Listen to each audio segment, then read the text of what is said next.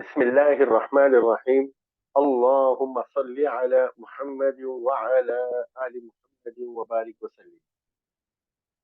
Intermediate second year जिसकी second language Urdu है, उन लोगों के लिए, उन स्टूडेंट्स के लिए ये वीडियोस तैयार किए गए हैं बिट वाइज.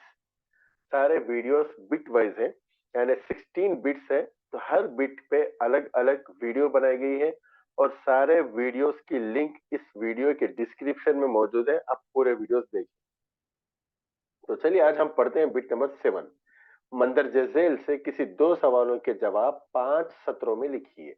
ये 6 मार्क्स की बिट है. देखिए, इसमें जो लेसन है कश्मीर, उसमें से जो जो सवालात आ सकते हैं वो यहाँ पे दिए गए हैं, बल्कि हर लेसन के दिए गए हैं.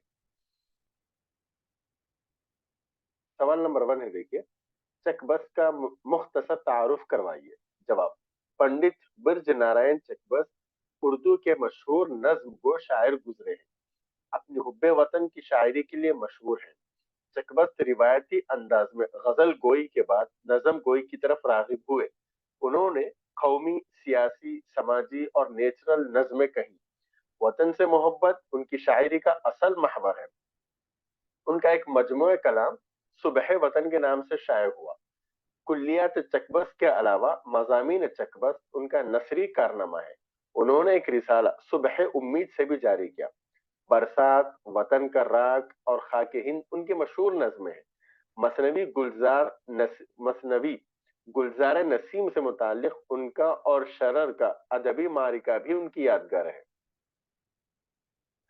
22 फरवरी 1926 को उनका इंतकाल हुआ. और इसी सबक का दूसरा सवाल है जो आपके स्क्रीन पे दिख रहा है. देखिए, शायर ने नज्म कश्मीर में सुबह की मंजर निगारी किस तरह की है, अपने अल्फाज में लिखिए. जवाब: चकबस्त ने नज्म कश्मीर में वादी कश्मीर की खूबसूरत मनाजिर को पेश किया. उन्होंने लिखा कि कश्मीर की वादी में सुबह सुबह पहाड़ों पर फैले पौधों में पेड़ पौधों में फूल महकने लगते हैं, परिंदे चहकने लगते हैं, आसमान पर हल्की हल्की सी लाली छा जाती है और लाली के फूल महकने लगते हैं. वादी में जो ऊंची ऊंची पहाड़ियां हैं, उनके दरमियान से अबर के टुकड़े मस्ती करते हुए इधर से उधर हरकत करते रहते हैं. फूल जब हरकत करते हैं तो ऐसा लगता है जैसे कोई नाजुक परी अपने नाज वो अदा दिखा रही है. और सुबह की ठंडी हवा आहिस्ता आहिस्ता माहौल को खुशगवार बनाती है. इस तरह सारे वादी में सुबह के वक्त फरहत बख्श, ताजा और दिल फरेब माहौल रहता है. चकबस ने कश्मीर के पेड़ पौधों, पहाड़ों से गिरने वाले नालों, पेड़ों पर लगे हुए फूल और फल, वादी में फैली हरियाली और दीगर खूबसूरत मनाजिर को पेश किया और कहा कि हमें अपने वतन की इस जन्नत निशान टुकड़े की कदर करना चाहिए. उसके बाद उसी सबक का तीसरा सवाल है: बरसों का बीमार एक पल में कैसे सेहतमंद हो सकता है. जवाब: शायर चकबस ने नज्म कश्मीर में वादी कश्मीर की सेहत बख्श फिजा का जिक्र किया और कहा कि यहाँ पेड़ पौधों पर तरह तरह के खुशनुमा और लजीज फल लगते हैं. बाग सरसब्ज और शादाब रहते हैं. अगर कोई इनकी फलों को खा ले और कश्मीर की पुरसुकून फिजा में सांस ले ले तो बरसों का बीमार सेहतमंद हो जाता है. कश्मीर में हर तरफ साफ सुथरा माहौल होता है जो किसी भी किस्म के मरीज के लिए सेहत का बाइस बन सकता है. इसलिए शायर कश्मीर को ऐसा बाग कहता है जो जन्नत के मुकाबिल है. ये वो सरमाया है जिस पर अहले हिंद को नाज है. दूसरा सबक है पहली सी मोहब्बत. उसमें भी 3 या 4 सवाल है. पहला सवाल देखिए: फैज अहमद फैज के कलाम की खुसूसियात लिखे. जवाब: फैज अहमद फैज उर्दू के नामवर शायर गुजरे हैं. फैज ने शायरी में रोमानियत के साथ इश्तराक के अनासिर को भी यकजा किया है. फैज की मकबूलियत की एक वजह यह भी है कि उनकी शायरी और जिंदगी में ज्यादा फर्क नहीं दिखाई देता. जो ख्यालात उनकी जिंदगी को मुतासिर कर रहे थे, वही उनकी शायरी को भी मजीद बुलंद बना रहे थे. फैज को अवाम और अवामी जद्दोजहद से दूरी कबूल नहीं थी और ना ही उनकी शायरी को. हुकूमत वक्त को जब फैज के नजरिया से इख्तिलाफ हुआ तो फैज ने जेल की सजा भी काटी, लेकिन कभी हार नहीं मानी. फैज ने अपनी शायरी में زمانے کے حالات فکری طبیعت عوام پر بڑھتے مظالم اور مظالم کو بڑی خوش اسلوبی سے بیان کیا، جہاں انہوں نے اردو کی روایتی شاعری سے تعلق بنائے رکھا اور عصری تقاضوں کو نظر انداز نہیں کیا۔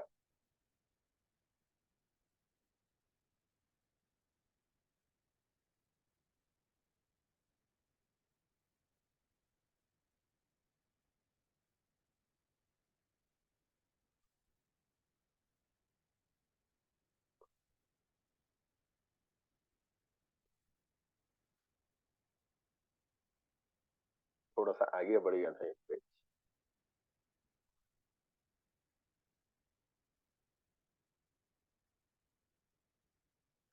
وہیں رومانیت بھی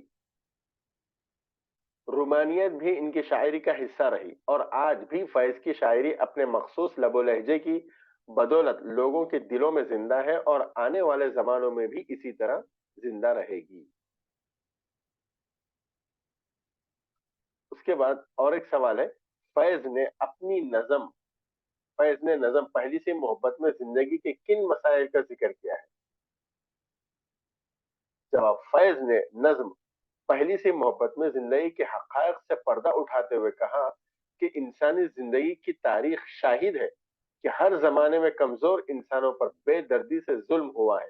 کچھ لوگ دولت کے سہارے قیمتی لباس زیب تن کیے حسین نظر آتے ہیں اور طاقت و اقتدار کے بل بوتے پر کمزوروں پر حکومت کرتے ہیں، لیکن ان کے ظلم سے عام انسانیت متاثر ہے۔ مظالم کا شکار انسان خاک و خون میں ڈوبے ہوئے ہیں، لوگ بیمار ہیں، ان کے زخم ناسور بن گئے ہیں، جن سے خوب جن سے پیپ نکلتا ہے۔ کبھی کبھی ان مظلوم انسانوں پر نظر پڑ جاتی ہے تو اندازہ ہوتا ہے کہ دولت اور حسن سے بھری اس دنیا میں یہ مظلوم انسان بھی ہے، اور ان کے ظلم سے متاثرہ چہرے بھی انسانیت کا حقیقی چہرہ دکھاتے ہیں کہ دیکھو، ان مظلوموں کو بھی ان کا بھی ایک حسن ہے، ان کا غم کیا ہے اور اس غم کا علاج کیا ہے۔ اس طرح فیض نے نظم میں دنیا کے غم زدہ لوگوں کا عکس پیش کیا ہے۔ اس کے بعد تیسرا سوال ہے، فیض احمد فیض کی تعلیمی قابلیت کے بارے میں آپ کیا جانتے ہیں، لکھیے۔ جواب، فیض احمد فیض اردو کے نامور شاعر گزرے ہیں۔ 13 فروری 1911 کو پاکستان کے موجودہ شہر سیالکوٹ میں پیدا ہوئے۔ ان کی ابتدائی تعلیم مشرقی انداز میں ہوئی۔ فیض نے 4 برس کی عمر میں قرآن شریف حفظ کرنا شروع کیا۔ انہوں نے مولوی ابراہیم سیالکوٹی کے مکتب میں عربی اور فارسی کی تعلیم حاصل کی۔ اسکاچ مشین میٹرک اسکول سے میٹرک درجے اول میں کامیاب کیا۔ اعلیٰ تعلیم حاصل کی اور انگریزی و عربی سے ایم اے کیا۔ انگریزی کے استاد رہے۔ دوسری جنگ عظیم کے دوران فوج میں بھرتی ہوئے اور لیفٹیننٹ کا رتبہ حاصل کیا۔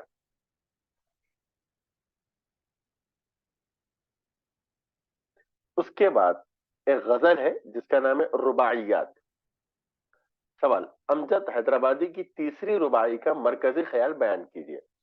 جواب، امجد حیدرآبادی نے نصابی کتاب میں شامل تیسری رباعی میں انسانوں کو ترقی کے اعلیٰ مدارج طے کرنے کی ترغیب دی اور حوصلہ دلاتے ہوئے کہا کہ کامیابی ایک لمحے میں حاصل نہیں ہوتی، انسان کو اپنی منزل طے کرنے کے بعد اسے حاصل کرنے کے لیے مسلسل محنت کرنا پڑتا ہے۔ روزانہ کی بنیاد پر انسان کام کرے اور چھوٹے چھوٹے مقاصد کی تکمیل کے ساتھ بڑے مقاصد کو حاصل کرے۔ ربائی کے دوسرے مصرے میں امجد کہتے ہیں کہ ہمیں دوسروں پر بھروسہ کرنے کے بجائے اپنے آپ محنت کرتے ہوئے کامیابی کی منزلیں طے کرنا چاہیے۔ تیسرے مصرے میں امجد کہتے ہیں کہ پہلے لوگ راستہ دکھانے کے لیے حضرت خضر علیہ السلام کی رہبری چاہتے تھے، تاہم ہمیں بھی کسی کی مدد یا رہبری کی ضرورت نہیں ہونی چاہیے، بلکہ ہم خود جہد مسلسل کے ساتھ کام کریں اور کامیابی حاصل کریں۔ انسان کی زندگی مختصر ہوتی ہے اور اسے اس دنیا میں انفرادی اور اجتماعی کئی کام کرنے ہیں۔ اس لیے رباعی کے اختتام پر امجد ہمیں مشورہ دیتے ہیں کہ منزل کے حصول کے لیے ہمیں زندگی میں ملنے والی ہر سانس کو ایک بڑی عمر سمجھ کر کام کرنا چاہیے۔ بڑی منزلیں کافی وقت کے بعد حاصل ہوتی ہے، لیکن انسان اگر لمحہ اپنے مقصد کو مد نظر رکھے لیکن انسان اگر ہر لمحہ اپنے مقصد کو مد نظر رکھے اور اسے حاصل کرنے کی مسلسل کوشش میں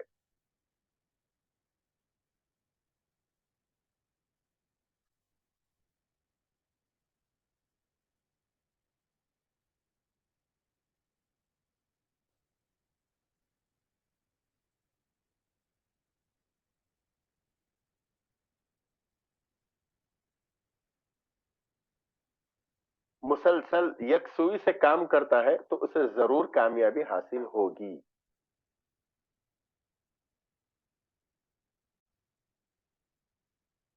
اس کے بعد دوسرا سوال ہے امجد کی رباعیات کی خصوصیات لکھیں۔ جواب: امجد حسین امجد حیدرآبادی حیدرآباد دکن سے تعلق رکھنے والے اردو کے مشہور رباعی گو شاعر گزرے ہیں۔ امجد کی رباعیوں میں اخلاقی اور صوفیانہ مضامین ملتے ہیں۔ امجد کی تعلیم اسلامی ماحول میں ہوئی تھی، اس لیے انہوں نے اپنے رباعیوں میں یاد الہی کو اہمیت دی ہے۔ ان کی رباعیوں میں خدا کی عظمت و بزرگی، اس کی ربوبیت، انسان کی بندگی، عاجزی و انکساری، دعا کے آداب اور اسلامی فکر ملتی ہے۔ ان کی رباعیوں میں قرآنی تعلیمات ملتے ہیں۔ امجد کی رباعیات انسانوں کے لیے تربیت کا سامان فراہم کرتی ہے اور انسانوں کو دنیا سے محبت کے بجائے اللہ سے محبت کا درس دیتی ہے۔ ان کی رباعیوں میں انسانی اخلاق کو سدھارنے اور انسانیت کو فروغ دینے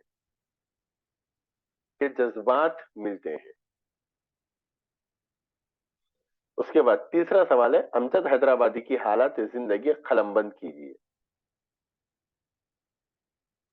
جواب: امجد حیدرآبادی حیدرآباد دکن سے تعلق رکھنے والے اردو کے مشہور 1888 میں عیسوی کو حیدرآباد میں پیدا ہوئے۔ ان کے والد صوفی سید رحیم علی نیک بزرگ تھے۔ ان کا انتقال امجد کے بچپن میں ہی ہو گیا تھا۔ امجد کی والدہ نے ان کی تعلیم و تربیت کی۔ ابتدائی تعلیم کے بعد امجد نے دکن کی مشہور درسگاہ جامعہ نظامیہ میں تعلیم حاصل کی۔ پھر عبد الوہاب باری اور سید علی شوستری سے فلسفے کی تعلیم حاصل کی۔ خانگی طور پر پنجاب یونیورسٹی سے منشی اور فاضل کا امتحان کامیاب کیا۔ شادی کے بعد کچھ عرصہ بنگلور میں ملازمت کی، پھر مدرسہ دارالعلوم میں مدرس مقرر ہوئے۔ دفتر محاسبی حیدرآباد میں ملازم ہوئے۔ ترقی کرتے ہوئے مددگار محاسب کی حیثیت سے وظیفے پر سبکدوش ہوئے۔ 1908 عیسوی کی موسیٰ ندی ہے یہ۔ موسیٰ ندی کی طغیانی میں ان کے والد، والدہ، اہلیہ اور صاحبزادی تینوں بہہ گئے، جن کی غم زدہ تصویر انہوں نے اپنی نظم قیامت صغریٰ میں پیش کیا ہے۔ امجد کی شاعری اور نثر میں تقریباً 15 کتابیں شائع ہوئی، جن میں رباعیت امجد، ریاض امجد، نظر امجد شاعری کی ہے، اور حج امجد، پیام امجد، جمال امجد نثر کی مشہور کتابیں ہیں۔ آندھرا پردیش ساہتیہ اکیڈمی سے انہیں اعتراف خدمات ایوارڈ بھی ملا ہے۔ امجد بنیادی طور پر رباعی کے شاعر ہیں۔ ان کی رباعیات اخلاق، تصوف اور اسلامی فکر کی عکاسی کرتے ہیں۔ ان کی زبان سادہ اور سلیس ہے۔ کلام کی روانی اور شگفتہ بیانی ان کی شاعری کو دلچسپ بناتی ہے۔